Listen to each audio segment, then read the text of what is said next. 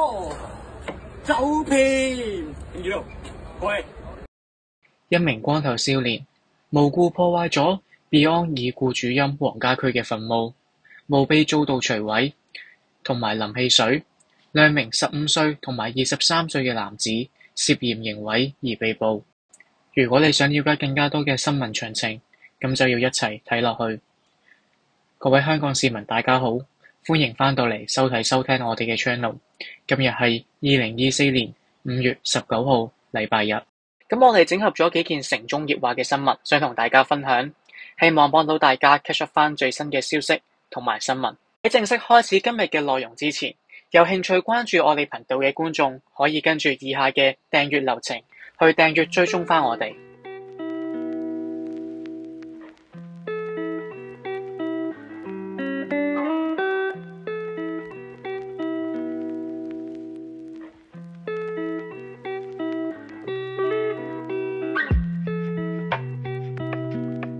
你哋嘅每一個訂閱都會成為我持續呢個頻道嘅動力，多謝大家。事不宜遲，我哋而家開始新聞內容。呢一則新聞由香港01提供。一名光頭少年同埋朋友無故破壞咗 Beyond 已故嘅主音黃家駒嘅墳墓，而墓碑遭到摧毀同埋淋汽水，而兩名15歲同埋23歲嘅涉案男子以涉嫌刑毀被捕。就喺今日5月19號禮拜六，一名光頭少年同埋佢嘅朋友去到將軍澳華人永遠墳場，破壞咗樂隊 Beyond 已故主音黃家駒嘅墳墓。佢目前因刑事毀壞而被捕，而嗰名少年破壞黃家駒墳墓嘅影片亦被上載去到社交媒體。喺影片當中可以見到涉案嘅男子，呢一位光頭少年自稱自己為社會破壞者，佢先用粗言穢語辱罵黃家駒，之後就向墓碑之上淋潑汽水，更加上前舔酒，之後用腳去踩歌迷獻上嘅鮮花祭品等等。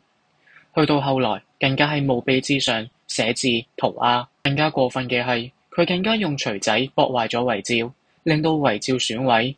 而警方就喺今日上午11點嘅時候接獲咗報案，經過調查之後就拘捕咗一名15歲少年同埋一名23歲嘅男子，佢哋兩人涉嫌刑事毀壞而被捕。而以下就係網上所流傳嘅影片，喺影片當中含有大量嘅粗言穢語，敬請市民留意。大家好，梁志賢嗰幫社會破壞者，我一齊嚟去，你有冇係呢個派仔呢個黃家駒呢個仆街，呢個老閪，呢個撚樣，呢個老閪，呢個撚，屌你老母閪，食屎啊你，仆街，臭閪，仆街，屌你老母！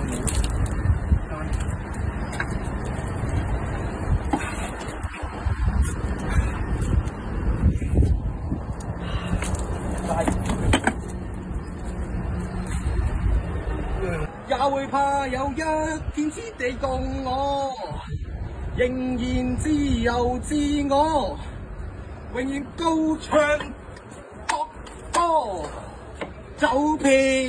影住度，各位影住度啊！影啊！原諒我這一生不羈放縱愛自由，哪會怕有一天會跌倒？影住我，社會破壞者江立博。你啲咩 channel C？ 你啲全部睇唔起我嘛？過嚟影住度，影住黃家駒個樣，個臭閪樣影住，過嚟收近呢度啊！睇咩好啊？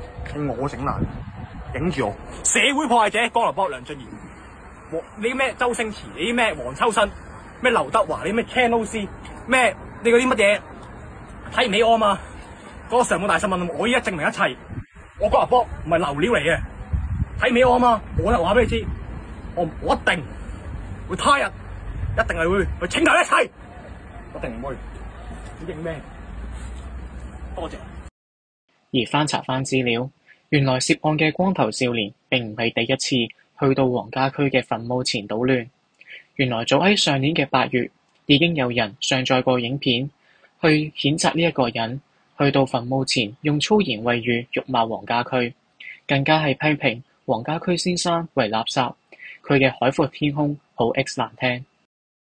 除咗今次惡劣嘅行為以外，根據翻網上資料，被捕嘅15歲光頭少年，原來自稱自己患有自閉症同埋過度活躍症，而經過初步嘅調查，懷疑有人係為咗喺網上博收視、引人注意，所以犯案。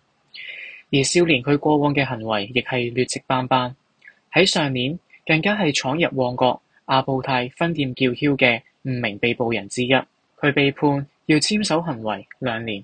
就喺上年2月嘅時分，5名當時年齡介乎14至28歲嘅男子闖入咗阿布泰國生活百貨，現在被稱為碧斯，位於喺旺角荷里活商業中心嘅分店，喺裏面高聲叫囂並且滋擾顧客。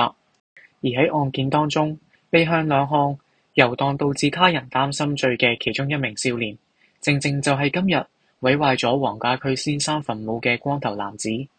而喺庭上播放嘅錄影會面當中，佢更加表示為挑戰過癮，而大罵阿布泰嘅創辦人林景南。而最終喺案件當中，裁判官批准咗5名被告以簽保守行為嘅方式處理，自簽2000蚊，守行為2年，控罪獲得撤銷。睇返時間，其實今日光頭少年仍然喺守行為嘅期間，但係今日嘅朝頭早，佢竟然同埋朋友去到將軍澳華人永遠墳場，損毀咗樂隊 Beyond 已故主音黃家駒先生嘅墳墓，以涉嫌刑事毀壞被捕。喺影片當中，佢不斷以粗言穢語辱罵黃家駒，更加向墓碑淋上咗汽水之後上前舔走，更用腳去踩歌迷獻上嘅鮮花祭品等等，之後更加喺墓碑上面寫字塗鴉。更過分嘅係，更加用錘仔損毀咗墓碑上嘅遺照。佢嘅行為同埋手法可以話係相當之惡劣。以上嘅報道到此完畢，多謝大家嘅收睇同埋收聽。如果你對於今日嘅任何報道有唔同嘅睇法或者意見想分享嘅話，歡迎大家喺樓下嘅留言區度留言，同大家一齊傾下偈。喺影片結束之前，亦都想請大家留言讚好同埋訂閱，你哋嘅支持都會成為我嘅動力。多謝大家，我哋下條影片再見，拜。